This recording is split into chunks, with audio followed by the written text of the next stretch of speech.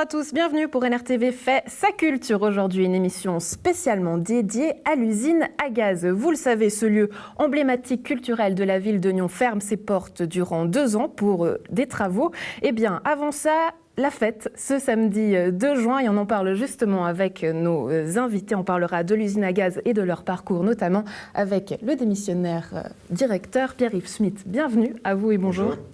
On a également Katila Labar, la nouvelle présidente de l'association de l'usine à gaz. Katila Labar, bonjour et bienvenue. Bonjour Andrea, merci. Pour se mettre de l'ambiance des images de l'usine à gaz, notamment par rapport au 20e anniversaire, on regarde et on revient juste après.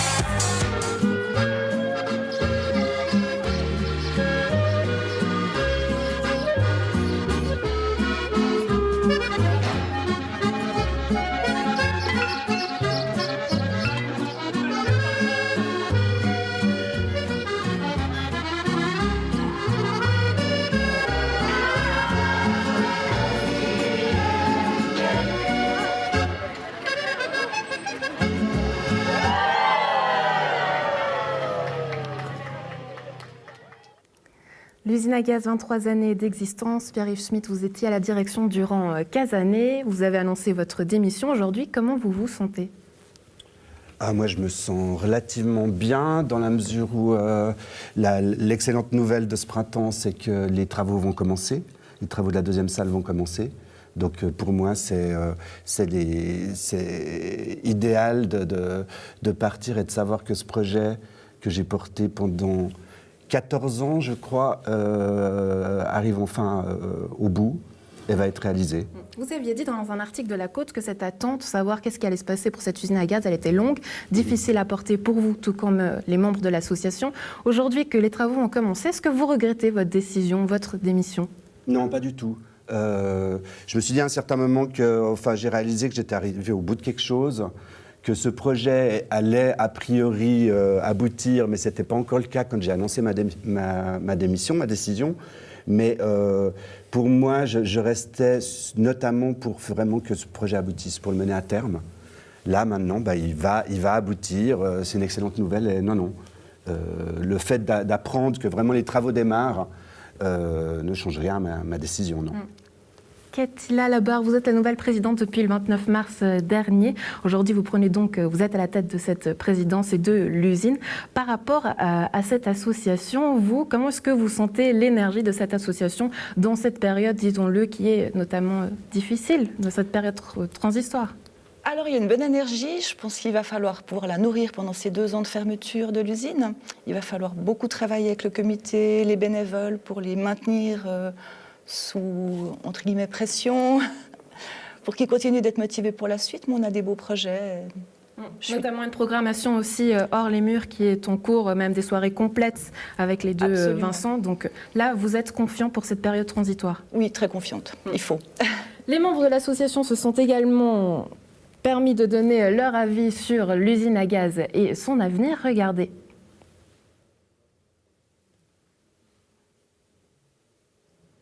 Alors, on va attendre quelques minutes. Apparemment, il y a un souci en régie. Par rapport à cette période transitoire, Katila Labar, qu'est-ce qui va se passer pour les personnes salariées de l'usine à gaz ? Alors, pour le moment, on a la garantie des emplois jusqu'à la fin de l'année 2018.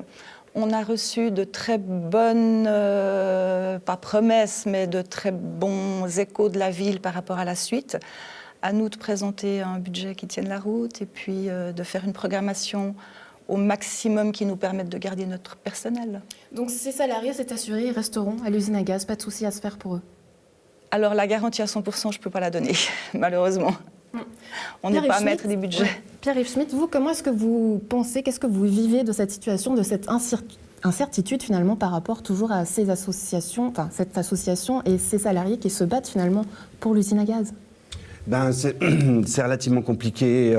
Ça fait plus de 2 ans qu'on est dans cette situation un peu d'incertitude, de ne pas savoir de 6 mois ce qui va se passer. Là, aujourd'hui, on est arrivé au fait que les travaux démarrent. Je le sais pas, j'ai participé encore aux dernières discussions, que voilà, on est encore en attente de la ville, d'une convention pour préciser vraiment ce qui va se passer dans les 2 années qui viennent. Comme le dit Katila, il y a une garantie que jusqu'à la fin de l'année, on reste comme c'était le cas jusqu'à maintenant. Après, ça reste encore un petit peu incertain. Il faut savoir que c'est quand même, l'usine à gaz, c'est 4,5 équivalents plein temps à l'année. Des gens qui sont professionnalisés, la plupart depuis plus. Oui.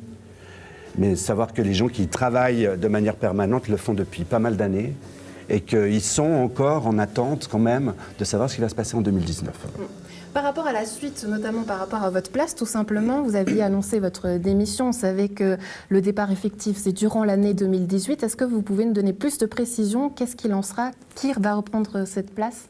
Moi, je suis sous contrat jusqu'à fin juillet, mais libéré un petit peu plus tôt. D'entente avec la ville, on a convenu que le poste, la nouvelle direction serait engagée à l'automne 2019, c'est-à-dire une année avant que le nouvel équipement avec 2 salles ouvre pour que la personne puisse commencer à travailler. Ça veut dire qu'il y a une période transitoire juste d'une année et quelques, pendant laquelle il n'y aura pas de direction artistique en tout cas, mais où il y aura des gens au mandat qui vont faire la programmation, des quelques apparitions hors les murs, à gauche, à droite. Il y a vraiment voulu une mise à concours? Bien sûr, oui. Et puis là, qui est-ce que vous verriez reprendre cette place? Est-ce que vous auriez un nom à nous donner? Non, alors puis c'est pas du tout mon rôle de faire ça. Je crois qu'il va falloir déjà que l'association et la ville s'entendent vraiment sur quelle sera la prochaine organisation, parce qu'il y a des discussions qui sont en cours par rapport à ça. Et puis ensuite, de revoir le cahier des charges et puis de mettre un poste concours et de voir qui porte sa candidature. C'est entendu. Eh bien, je crois que c'est parti. Là, on peut continuer avec justement ces membres de l'association qui nous parlent de l'avenir de l'usine à gaz. Pourquoi, selon vous, ce lieu de l'usine à gaz, il est emblématique pour la ville de Nyon? Alors, je pense qu'une des choses qu'on peut dire, c'est que pour certaines personnes dont je fais partie, il a traversé pour moi plus de la moitié de ma vie, comme bénévole, mais aussi au tout début quand on a voulu la sauver, cette usine à gaz. Donc mes enfants, ils ne sont pas nés, mais enfin, ils y ont grandi, c'était un lieu de vie pour eux. Et puis j'ai encore évidemment un rapport particulier avec le cœur de l'usine à gaz qui dure, lui, depuis 20 ans. Beaucoup de gens se sont battus pour conserver ce lieu. Et en 90 environ, il y a eu au conseil communal une décision de raser cet immeuble. Et là, on a pris la décision de lutter contre ce postulat. On voulait en faire un hôtel ici. L'usine à gaz est née d'une action collective déjà, donc ça pose vraiment aussi un acte fort pour une association. Et puis c'est, disons, la salle de spectacle de Nyon qui présente les spectacles les plus variés. Mon meilleur souvenir, c'était quand je faisais à manger pour la rue Quétanou, dans la petite cuisine là-bas qui va être détruite, où je me rappelle, je faisais des lasagnes au saumon et ricotta épinards, et on avait le droit dans la petite cour devant un pré-concert. C'est la réception de Arthur H à la gare de Genève. Et on était allé avec Caroline Borcard, et toutes les deux, on avait une rose dans la main pour qu'ils nous reconnaissent. Et c'était magnifique parce qu'il est descendu et il nous a embrassés. Et nous, on était « Ah, Arthur H !» La première fois que je suis monté sur cette scène, vu que c'était une sorte de rêve à l'époque, C'était en 2006, j'avais 16-17 ans et c'était pour la nuit des poètes du gymnase. Les grands anniversaires, quand on a fêté les 5 ans, les 10 ans, les 15 ans et les 20 ans, ont été des moments qui ont permis aussi de mesurer le chemin parcouru. J'ai le souvenir d'une fête de la musique où il n'arrêtait pas de pleuvoir, de faire du soleil, de pleuvoir, de faire du soleil. On a dû nettoyer, je pense, 5-6 fois les tables, les essuyer. Et puis, dès que c'était prêt, il recommençait à pleuvoir. Finalement, tout le public est parti et les bénévoles, on a fini dans le local à boissons, à boire des verres ensemble parce qu'il n'y avait plus rien d'autre à faire. Lors d'un des concerts avec Tripin, ce soir-là, il y avait mon père qui était venu nous écouter et j'ai joué un morceau que je lui ai dédié. Et à la fin de ce morceau, il est monté sur scène et il m'a pris dans ses bras. L'usine à gaz va devoir fermer ses portes durant 2 ans pour des travaux. Est-ce que vous appréhendez cette période ? Alors oui, d'une certaine façon, c'est vrai que j'ai entendu beaucoup de personnes du public dire mais qu'est-ce qu'on va devenir sans usine à gaz pendant 2 ans. Alors c'est vrai que ça va être une période longue, mais enfin c'est une gestation qui est nécessaire. Je suis un peu inquiète. Pour moi, c'est très très important qu'il se passe encore des choses avec le label usine à gaz. Moi, j'ai un peu peur que si pendant 2 ans il se passe rien, les gens aient tendance un peu à oublier l'usine à gaz. Donc pour moi, c'est très très important. Je suis aussi un peu inquiète pour les gens qui travaillent actuellement, qui ne sont pas bénévoles, qui sont employés de l'usine à gaz. Aujourd'hui, nous avons 120 bénévoles qui sont tous et toutes prêts à continuer l'aventure, à imaginer le futur de l'association. Tout est posé pour que tout se déroule le mieux possible et on a beaucoup travaillé pour ça. Vous êtes donc confiante pour l'avenir de l'usine à gaz ? Ah oui, tout à fait. Surtout avec une deuxième salle, ça va être splendide. Alors rien que pour ça, je resterai jusqu'à ce moment-là, si je suis là. Voilà, vous les avez entendus, Pierre-Yves Schmitt. Aujourd'hui, pourquoi est-ce qu'ils doivent continuer à se battre pour ce lieu culturel de la ville de Nyon ? Parce que c'est quasiment le seul, en tout cas avec une programmation aussi diversifiée qui existe à Nyon, parce que c'est un beau projet, parce qu'il a toujours à la fois reposé sur une démarche professionnelle et aussi sur une vie associative très très forte, et que je pense que c'est ce qui fait sa richesse, et que c'est pour ça qu'on souhaite et on espère que ça continue comme ça. On a entendu beaucoup de souvenirs. Bon, c'était des souvenirs avouables, parce qu'il paraît qu'il y en a pas mal qui sont inavouables. Ils n'ont pas voulu me les dire. En tout cas, ça reste dans le secret des dieux. Vous pouvez être tranquille, Pierre-Yves Schmitt. Qu'est-il à la barque ? Vous, quel serait votre meilleur souvenir à l'usine à gaz ? C'est très difficile parce que j'en ai tellement de bons souvenirs que je n'arrive pas à définir le meilleur souvenir. Il y a eu tellement de beaux événements, tellement de belles soirées qui se sont passées. Je ne peux pas en dire un, j'arrive pas. J'y réfléchis. À l'aider. Qu'est-ce qui vous reste qu'est-ce qui restera de cette usine à gaz pour vous ? Il restera la richesse des rencontres avec les artistes, avec les bénévoles, avec le public. Il restera énormément de moments forts, parce qu'il faut savoir que je ne sais plus les chiffres, mais je pense qu'il y a entre 1200 et 1500 artistes qui sont produits chez nous, et qu'il y a un petit peu moins d'1 millier de soirées qui ont eu lieu depuis 1995. Il restera plein de moments très très forts, qui sont d'autant plus forts qu'en général on est sur des choses très éphémères. Ça dure un soir et après c'est fini. Donc ça rend aussi les relations avec les artistes, ce qui se passe, beaucoup plus fort. Tout est très intense. Est-ce que vous avez des regrets ? Non, fondamentalement non. Il y a eu un moment de doute. Non, parce que je réfléchissais. Non, comme on l'a dit avant, ces 2-3 dernières années ont été compliquées à vivre. Mais en même temps, on est arrivé au bout de quelque chose, et on est arrivé à cet aboutissement-là, sachant que ce projet de deuxième salle date de 2004, le premier projet. Donc voilà, ça pour dire aussi aux gens qu'il faut y croire, notamment dans la culture, quand on veut faire avancer un petit peu les choses, ça prend du temps. Ça prend du temps, et pour faire avancer les choses, vous avez aussi malheureusement été victime de plusieurs critiques, des critiques virulentes auxquelles il a fallu faire face. Aujourd'hui, qu'est-ce que vous répondez à ces critiques ? Alors j'y ai déjà répondu, donc je pense que c'est plus lieu de le faire. Moi j'ai toujours dit, bon ben, on va dire que c'est mon rôle, je suis exposé, je suis la personne qui personnifie le lieu, donc je suis un peu payé pour ça. Je disais aussi en rigolant que j'étais peut-être pas assez payé parfois. Par rapport à ça, voilà, je crois que c'est normal quelque part. Je pense qu'il y a eu quelques dérapages et j'espère que les gens qui ont dérapé le regrettent ou sont conscients qu'ils ont dérapé. Pour le reste, ça fait partie d'une histoire, je crois, normale liée à un projet comme ça et au fait que, voilà, on est dans la culture, que j'avais un poste très exposé, une personnalité qui ne plaît pas forcément à tout le monde, mais voilà. Il n'y a pas lieu de revenir là-dessus. On en a déjà parlé, il y a eu des articles, des choses comme ça, c'est réglé. J'aimerais continuer justement à parler, mais peut-être de votre personnalité, parce que les membres de l'association de l'usine à gaz en ont parlé, et on revient juste après. Aujourd'hui, on parle de soirée de clôture, mais on parle aussi du départ du directeur Pierre-Yves Schmitt. Est-ce que vous avez un mot à lui donner ? Je devrais mettre mes lunettes justement parce que je vais pleurer.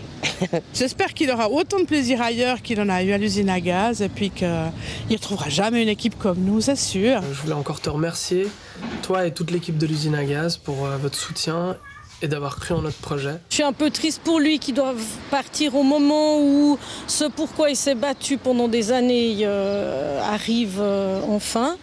Puis en même temps, je suis sûre qu'il va rebondir et puis faire d'autres choses. Que cette nouvelle partie de sa vie soit aussi riche. Lui dire surtout qu'il nous a énormément fait rire. Pierre-Yves, tu vas beaucoup nous manquer. J'ai eu énormément de plaisir à collaborer avec toi ces 10 et voire plus dernières années. On perd une sacrée personnalité.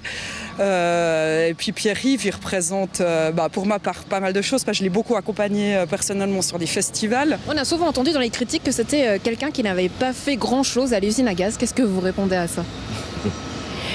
Moi, je pense qu'on dit souvent que quand on veut tuer son chien, il a la rage. Enfin, voilà, il n'a pas fait grand-chose. Alors, il a fait beaucoup de choses qui ne se voient pas vraiment obligatoirement. Je pense que c'est des gens qui sont complètement à côté de la réalité. Il n'y a pas grand-chose à lui reprocher.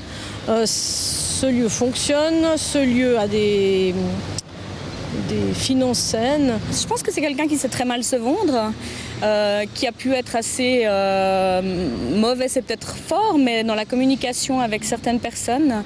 Mais ça n'enlève rien à ses qualités de directeur. Et, il était large d'esprit, ouvert à beaucoup d'offres artistiques variées. Et ça, c'était important pour ce lieu. Bien sûr qu'il a le défaut de ses qualités. Je crois qu'il a une vision très claire de ce qu'est la culture. Il a une vision très claire de ce qu'est le spectacle vivant. C'est quelqu'un qui est très cultivé, qui est intelligent. C'est quelqu'un de suffisamment entier pour que les gens aient des réactions très fortes avec lui. Et puis Pierre-Yves, en général, plus il aime, plus il sait être détestable.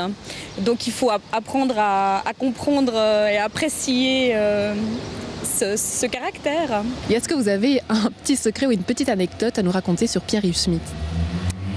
J'en ai beaucoup.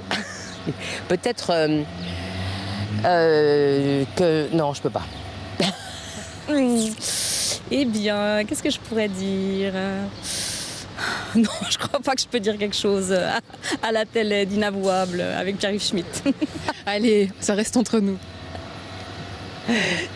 Non, je crois que l'anecdote, celle que je vois le plus souvent, c'est son rire. Et puis, son amitié indéfectible. Voilà, je crois que vous êtes passé par toutes les émotions des frayeurs, là. Qu'est-ce qu'il y a de si inavouable ? Ça a attisé tellement ma curiosité. Non, il n'y a pas grand-chose d'inavouable. Après, il y a des choses qui se passent et puis qu'on n'a pas forcément envie de raconter à tout le monde. Mais non, il n'y a pas grand-chose d'inavouable. Et c'est des personnes qui sont très proches, comme pas mal de gens qui ont tourné autour de l'usine à gaz depuis pas mal d'années. Et voilà, je suis très content. Une grande famille et puis l'occasion justement de faire la fête, on le rappelle, ce samedi 2 juin, Tweak, Helvet, Polar Circles, Big Stone ou même Apax 21 feront partie de cette fête. Ouverture des portes à partir de 20h30. On vous y attend, je crois, 20h30, exact. Vous êtes chaud bouillant. Un conseil peut-être à nous donner pour vivre cette soirée de la meilleure manière ? Alors, il faut d'abord savoir que c'est entrée libre, donc les gens ne viennent pas trop tard parce qu'il pourrait y avoir du monde. Voilà. On l'espère. Katila, qu'est-ce qu'on peut vous souhaiter pour la suite ? Que tout se passe bien, qu'on trouve le directeur qui saura remplacer Pierre-Yves. Ou la directrice. Ou la directrice, bien sûr. Ou la directrice. Et pour vous, Pierre-Yves Schmitt, qu'est-ce qu'on peut vous souhaiter pour l'avenir professionnel ? Je sais pas, plein de découvertes, un nouveau projet, je sais pas. C'est tout le mal qu'on vous le souhaite. Merci d'avoir été avec nous. Bonne fête samedi. Et puis pour terminer l'émission, quelques dates à ne pas manquer en compagnie de l'Élastique Citrique. À partir du 1er juin, le 1er et 2 juin, on a tout un week-end assez festif. On commence le vendredi soir avec un spectacle d'une clownette française qui vient ici. Donc c'est son nouveau spectacle. Elle vient nous le présenter presque en exclusivité. Et le lendemain, on fait une grande journée porte ouverte. On ouvre les inscriptions pour la rentrée 2018 et il y aura aussi les spectacles des enfants de 5-7 ans tout au long de la journée. Et le soir, on clôture de nouveau avec le spectacle de la clownette à 20h30. 350 inscriptions avec des élèves de plusieurs âges. Pourquoi c'est important pour vous de mettre ces élèves en avant et sur scène ? Alors déjà, si on travaillait juste toute l'année mais qu'il n'y avait pas aussi un petit but ou un objectif, ce serait beaucoup moins drôle. Et ça fait partie aussi du monde du cirque d'avoir tout le côté du spectacle. Donc voilà, nous on prend le temps de monter un spectacle par groupe, pas réunir tout le monde puis finir avec un spectacle de 6 heures. Donc chacun a sa place, il y a des musiques, les chorégraphies sont faites exprès pour eux. Quand on pense au cirque, on pense à la magie, au côté saltimbanque du cirque, mais on voit dans ces cours, il y a quand même de la rigueur, de la professionnalisation. Pourquoi c'est important pour vous de leur apporter cette rigueur ? C'est quand même des disciplines qui sont très pointues, donc on ne peut pas faire n'importe quoi. Après, la magie du cirque, c'est de s'entraîner ou de faire des choses très difficiles et qu'en spectacle, ça paraisse hyper facile, quoi. C'est ça tout le défi, quoi. Qu'est-ce que ça apporte, cette vie de cirque, dans la vie de tous les jours ? Alors, l'univers du cirque, c'est vrai qu'il est ouvert à vraiment tout le monde, à tous les physiques, tous les caractères, voilà. Il y a certains sports qui sont un petit peu plus limités. Donc là, que tu sois grand, petit, gros, maigre, tout ce que tu veux, l'univers du cirque, il est vraiment fait pour tout le monde et chacun peut y trouver sa part. Que ce soit dans le jeu, dans l'expression ou plutôt dans la technique, voilà, tout le monde peut y trouver son compte. Et les adultes également. En parlant d'adultes, justement, il y a des nouveautés qui vont arriver à la rentrée avec des cours. Qu'est-ce que c'est, ces nouveautés ? Alors, c'est vrai qu'on a toujours proposé des cours aux adultes et cette année, on va faire un petit peu différemment. Le lundi soir, on va proposer un cours débutant, touche à tout. Donc, c'est un cours comme pour les enfants, mais fait pour les grands. Voilà, parce qu'en général, les parents inscrivent leurs enfants parce qu'ils ont toujours rêvé de faire du cirque. Là, ils vont pouvoir réaliser ce rêve et venir, eux, faire le cours. Et le mardi soir, par contre, c'est un entraînement libre où là, il faut avoir fait déjà une année de cirque au préalable et on peut venir utiliser toute la salle, le matériel à disposition, etc.